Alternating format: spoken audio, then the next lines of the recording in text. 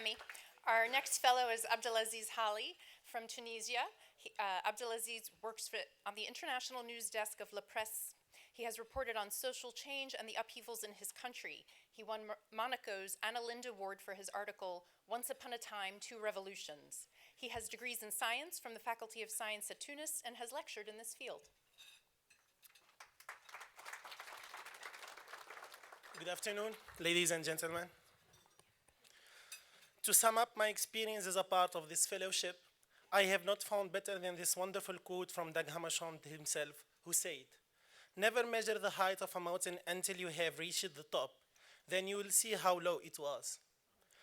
Indeed, working at the United Nations as a correspondent is a dream for me, a high mountain that looks like the Mount Everest. My first days here were very difficult, as my father died 3 days after I arrived. Experiencing such a tragic event away from home is hard to bear, especially as I couldn't attend this funeral and say goodbye. But I realized that the only way to honor my father's memory would be to work hard during my fellowship.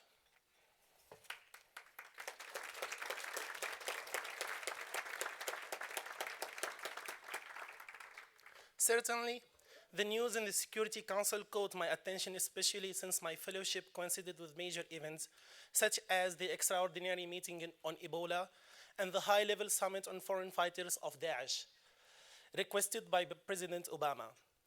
Between the Libyan crisis, the Syrian conflict, the deadlock in the Israeli-Palestinian peace process, the threat of Ebola in Western Africa, the upsurge of violence in Mali against peacekeepers, and some parallel events outside the UN Secretariat building, for example, the demonstration of South Yemen separatists in front of the UN headquarters, I've been very busy. While the General Assembly Hall tends to impress visitors, I found that few speeches during the annual debate were journalistically interesting. But I was impressed by the People's Climate March, where over 300,000 people took part in this global call for change. Going beyond just words, my report included photos and videos, and I tried to convey the enthusiasm and determination of the marchers to save our planet. I had another magical moment when I attended the press conference and the meeting in the GA Hall with Professor Noam Chomsky, founder of cognitive science and linguistics father generative. The piece I wrote about him evoked a strong response from our readers, which is always exciting for a journalist, to provoke thought and discussions.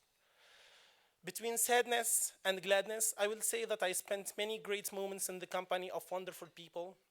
Thank you for your support. You have allowed several journalists to realize a dream and to take back new experience to their homelands to share with others in this field. Thank you very much.